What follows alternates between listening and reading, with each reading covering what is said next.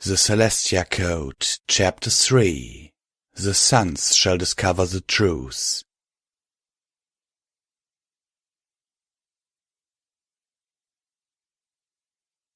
I had many other duties that kept me from devoting all the time I wanted to studying the journal. It was the second day after I had visited the university and I was marking up a new tariff proposal from the Guild of Merchants, writing the margin in red ink.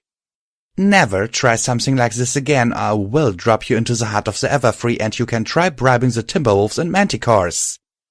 There was a knock at the door. What is it? I snapped, flinging the door open and turning to face it. There was no pony there. Well, just a unicorn guard standing to the side, almost out of sight. He cleared his throat and pointed downward. Jigsaw was in a bow so deep she was doing a good imitation of a doormat. Oh, forgive me, Jigsaw. Please get up. Forgive me, Your Serene Highness. If I am interrupting, I can come back. No. I sent for you. Please get up. I said, and to the guard, have some tea sent up, please. Really, Your Highness, I can come back later if... I took hold of myself and mentally went through the taking charge of the situation checklist. I took a deep breath and in a calm, quiet voice I said, Rise and enter, Jigsaw. She practically leaped to her hoofs and trotted into the room. I gently shut the door behind her and continued. You will forgive me for my outburst. 1. I am angry at the Guild of Merchants and my temper got the best for me for a moment. Number 1. Notice I wasn't asking. Can't deny a princess when she commands you to forgive her. Neat trick, huh? Incidentally, it was Luna who taught me that. She's a little more monarchy than Celestia. Oh, yes, of course, And you are not to address me as Your Serene Highness unless we are in court. A single Your Highness will do when we first meet in public and ma'am thereafter, understood? Yes, ma'am. Though I would very much prefer it if, when we are in private and working together, you would simply call me Twilight. She took a moment to compose herself. I understand, Twilight. Then her grip on her composure slipped a bit. Wait. Working together? We're going to be working together? I nodded, trying not to let her sudden smile infect me. Yes, I've arranged with the college for you to work part-time for me as an advisor on matters archaeological. Think of it as an internship of sorts. You'll be paid and also get credits for the work. It's about the map and the journal, isn't it? She was so excited she did a little dance in place. I couldn't help but smile then. Yes, it is. And now, while I finish threatening the Guild of Merchants, why don't you take volume 2 of the journal and start reading? When you get to the bookmark, stop. Don't look at anything past that point. It was an odd request, but she just nodded. Yes, Twilight. I pulled the journal out of my desk and gave it to her. She settled down, right where she was, and dove into the book. Wouldn't you like a more comfortable place to read? She grunted something vaguely negative without looking up from the text. I grinned. She was a filly after my own heart. I waited a minute or so and then lifted her up and slid a cushion under her. She didn't even notice. I went back to my own work with determination but considerably less enthusiasm. It was a situation that would set the tone for most of the rest of our adventure.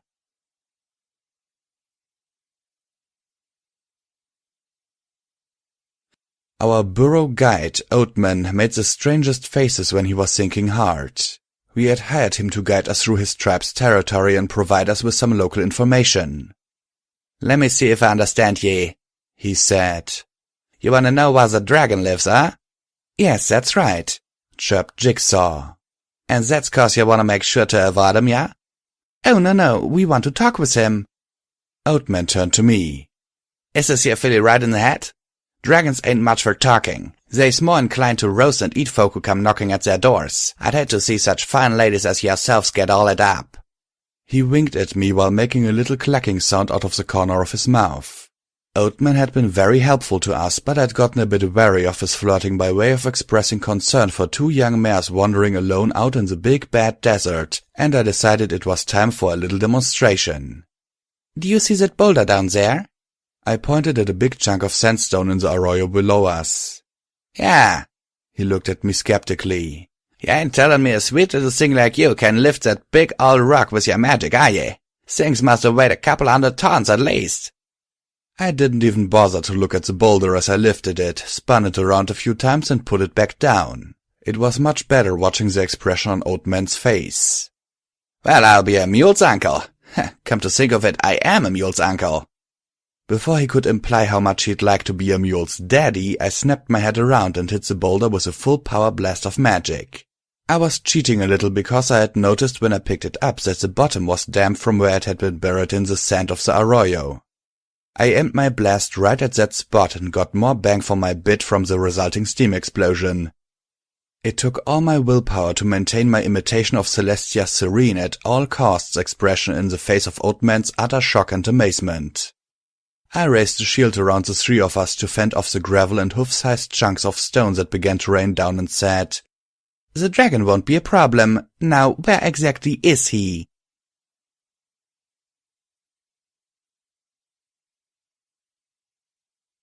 "There's something odd about the sun."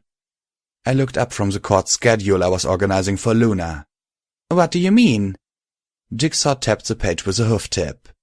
"This is part of the decorative edge of a relief in—" She glanced down at the figure's caption. "The library. The text says the entire border is just a series of identical suns, but—" The plural suns made my ears stand straight up. "Yes? But what?" "Look at the drawing." I moved over and sat next to her. "Well, it's not the usual heraldic sun." In other words, it wasn't a copy of Celestia's cutie mark. "No," Jigsaw agreed. "It has far too many rays for one thing." "And the rays are irregular," I said as I noticed that fact.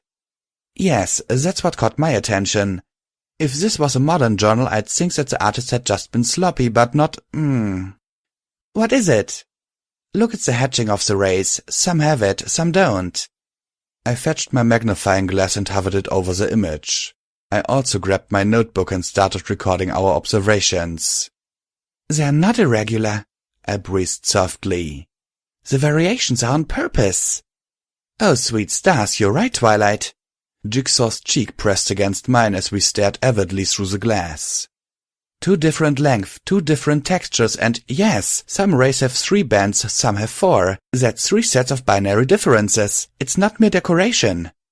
We looked up at each other and simultaneously said, "It's a code!" My brain went into overdrive trying to correlate this new data with everything else I knew about the mystery. It was only a few seconds before I groaned and put a hoof over my face in embarrassment. "Discover," I muttered. "Discover." "I'm sorry?"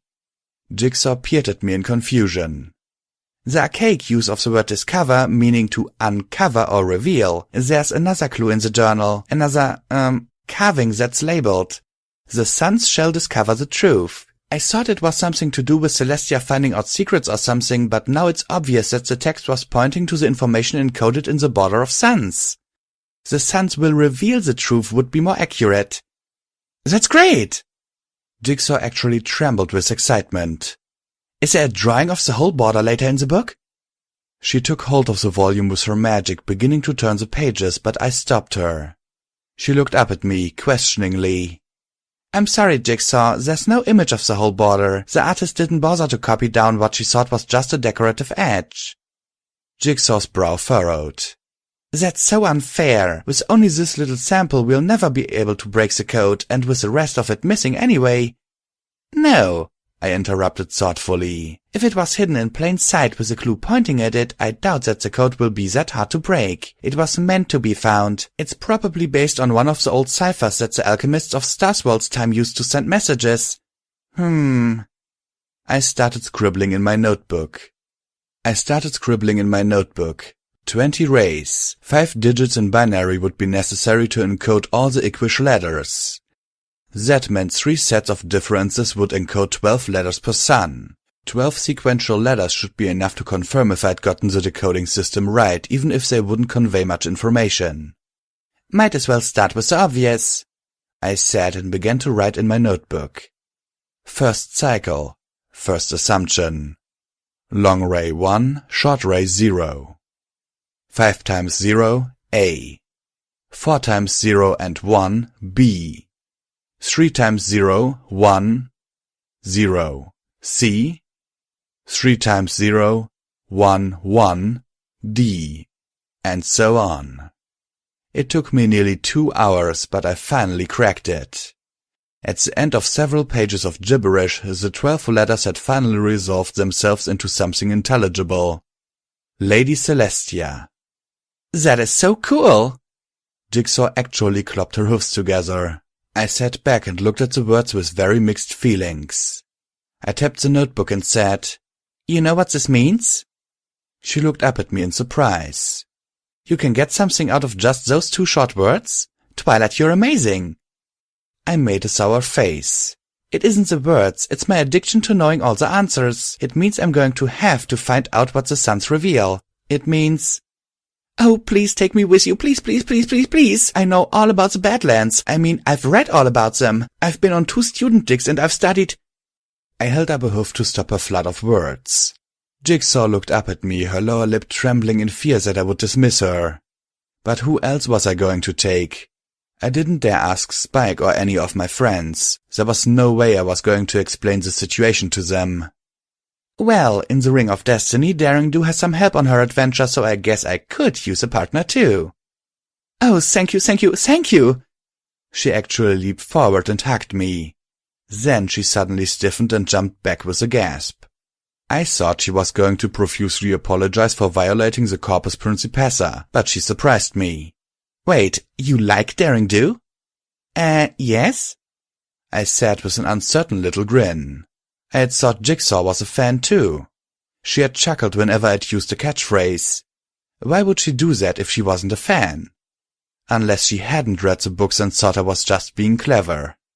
Wow, the fighting emotions that flitted across her face were something amazing. She finally settled on a neutral mask. Oh, no reason. I've never had time to read the books. Even I could tell there was something more going on there, behind her one does not disagree with the princess attitude, but I could see that it wasn't something she wanted to talk about, so I let it go.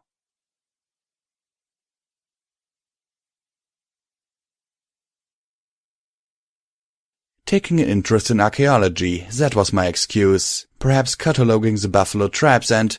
Wouldn't it be nice if Dodge Junction had a visit from a princess?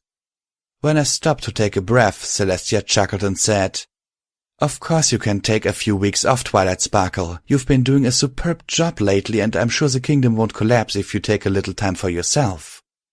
I didn't want to argue against myself, but I couldn't help but bring to mind the recent unpleasantness with the Everfree Forest and the importance of guarding the Tree of Harmony. I suppose my expression gave me away. I'm not very good at hiding my feelings. Don't worry, Twilight. I think we've cowed all the evil forces likely to threaten us in the near future. Celestia paused and gave me a sidelong look. Even the Guild of Merchants is behaving themselves. For a change.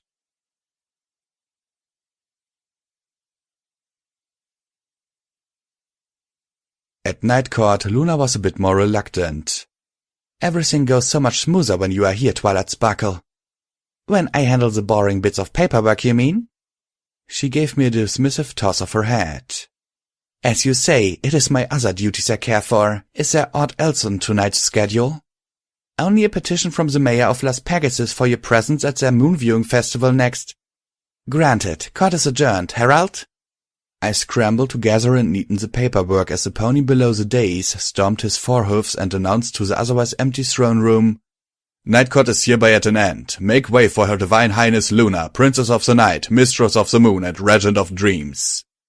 I cleared my throat. Also make way for Her Serene Highness Twilight Sparkle, Princess of Friendship. Luna is big on formality and I wouldn't have wanted her to blame the Herald for forgetting me. That's all it was. Really. Will you be taking a large retinue?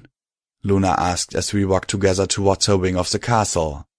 No, just one assistant. I see. Luna glanced back at me out of the corner of her eye. And what does he look like, this assistant? Luna, why do you assume my assistant is a stallion, and what would it matter what he looked like? Luna shook her head sadly. Twilight Sparkle, I despair of you. Would not a well-favored companion make the journey more enjoyable? Well, I decided to give Luna a dose of her own medicine. Jigsaw is a very pretty mare. She's quite fit, on an athletic scholarship in fact. She takes good care of her coat and mane. Luna raised an eyebrow. Ah, you jest. I snickered as quietly as possible, and we walked on in silence until we came to Luna's chamber of dreams. She tossed her mane and stretched her wings. And now to the portion of my duties I truly enjoy. I bid you good night, Twilight Sparkle. Good night, Luna. Sweet dreams. But of course, I have my pick after all. She swung the heavy door open, then paused. Twilight Sparkle? I turned back to her. Yes, Luna? If you were truly an almond of your assistant, there would be no shame in it. You would have my blessing, I suppose. That was so unexpected it kind of choked me up. I cleared my throat and tried to make light of it. Well, look at you, all modern and liberal-minded, except for that I suppose bit, that is. Modern? Fie, 'tis a vile calumny. She tried to hold her stern face, but broke out into a broad grin. Truly, though, I want you to know that I'm only hoping for your happiness. However it comes to you, I will be glad. That's very sweet of you, Luna. If I ever get a special sun pony, you will be the first one to know, I promise. But right now, what's going to make me happy is a little adventure.